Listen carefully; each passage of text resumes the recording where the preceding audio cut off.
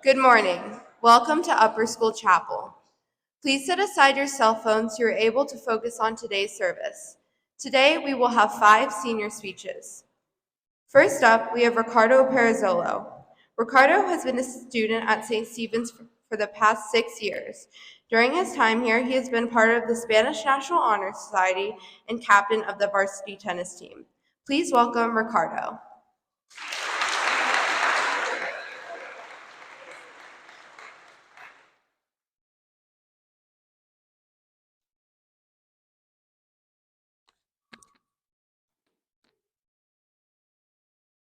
There's a lot of people. Okay.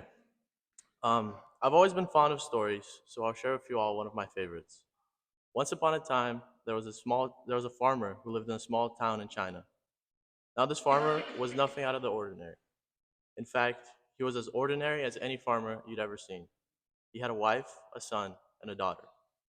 And a horse, sorry. But then one day, the horse ran away, and all the people in the town came and said, "What bad luck that your horse ran away." And the farmer replied, "Maybe, maybe not." So a day passes by, and a day turns to two, and two turns to three, and so on and so forth. Until a week has gone by, and the people of the town still all feel extremely bad for the farmer. But the farmer continues to do his daily activities with no difference in his demeanor. The next day, the farmer's horse returns with another horse. Everyone in the town comes to see the farmer again, and they say, "What good luck! You now have two horses." And the farmer replies, "Maybe, maybe not." So the day after, the farmer's son decides to take the new horse out to train him.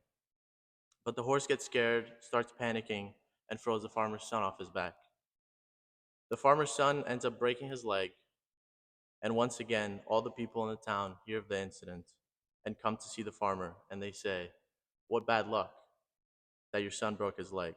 And once again, the farmer replies saying, "Maybe, maybe not." So a few days go by, and a group of Chinese soldiers go to the farmer's town in order to recruit men to the military. So they go knocking door by door until they finally reach the farmer's house, and they ask, "Do you have any sons that are old enough to be in the military?" And the farmer says, "I have one son, but he recently broke his leg."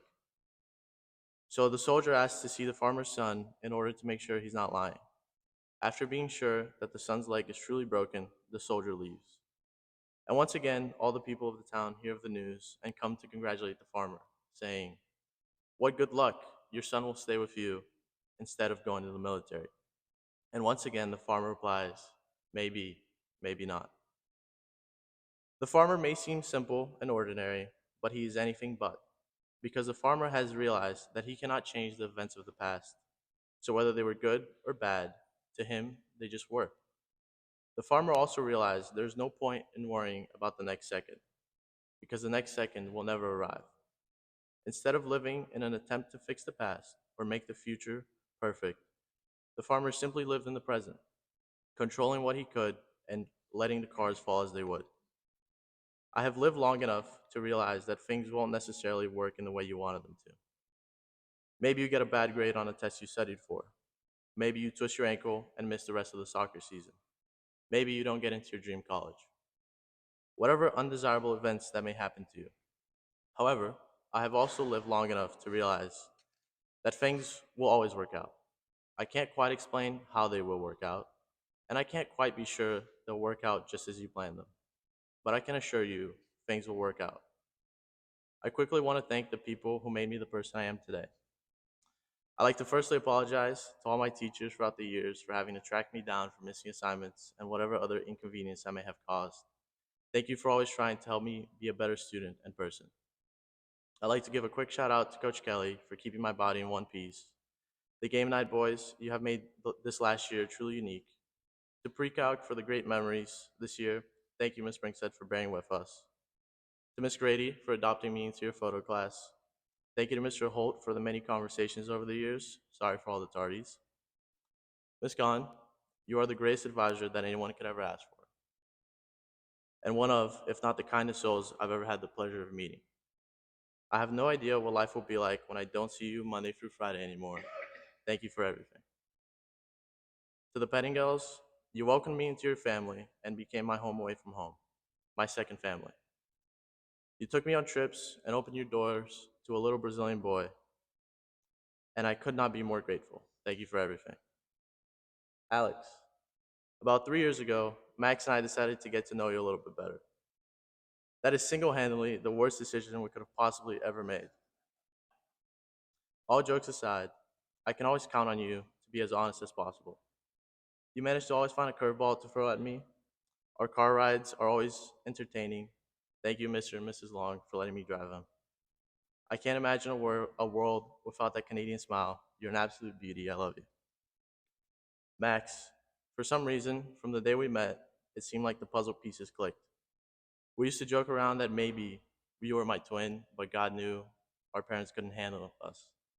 So he split us up to find each other another day. Thank you for teaching me how to ride a bike. I can't wait to see what you end up doing with your life. I hope you're enjoying that PS5. I love you.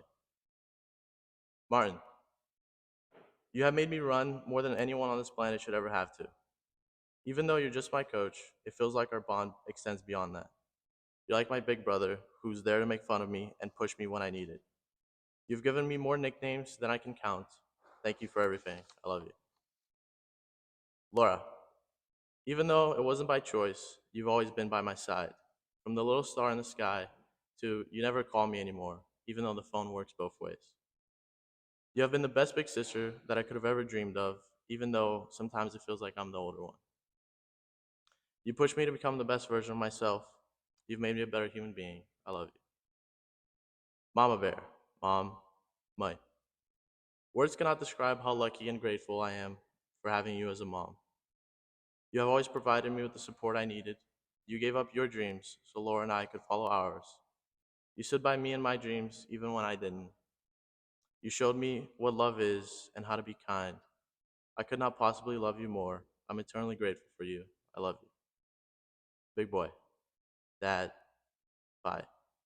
I can't put into words how much of a privilege it's been to have you as a role model.